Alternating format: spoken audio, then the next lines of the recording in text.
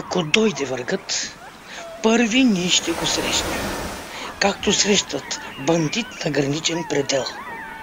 Младостта и живота, любовта си гореща, ако трябва, родино, за теб ще дадем. А морето ще скрие над двобоя следите, върху морска трава в хладен гроб ще лежим и за нас ще шептят и ще пеят вълните, в ранно утро орел там над нас ще кръжи. Иде нощ, морски бриз тежки мисли разсея. В златолунен покой пак морето искри. Пей, другарю моряк, както силните пеят, своята волна душа песента ти разкри.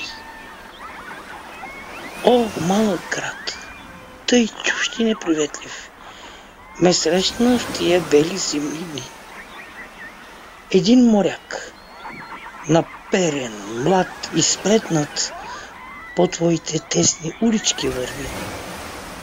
И две лета, и две сурови зими от роден дом го службата дели, а две очи, сърдечни и любими, дали го чакат пак?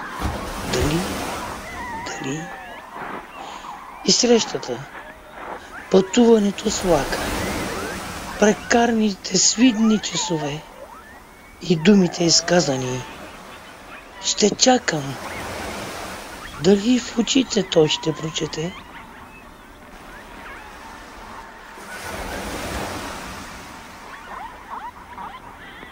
Морето в мен остана като спомен, като мечта, до край неизживяна.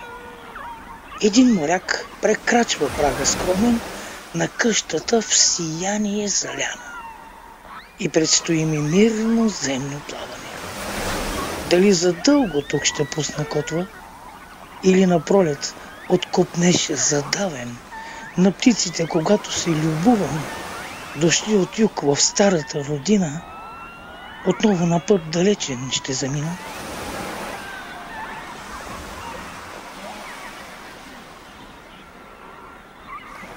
Прощавай, свиден град, в далечен път отивам. Пак синьото море ме мами и зове. Довиждане, очи, сияйни, закачливи. До нова среща, родни брегове.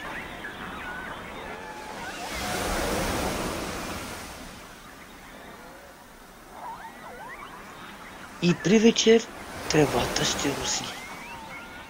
В тревата твоите стъпки ще утихват. Луната в злато пътя ще краси. Морето вместо мен ще се усмихва.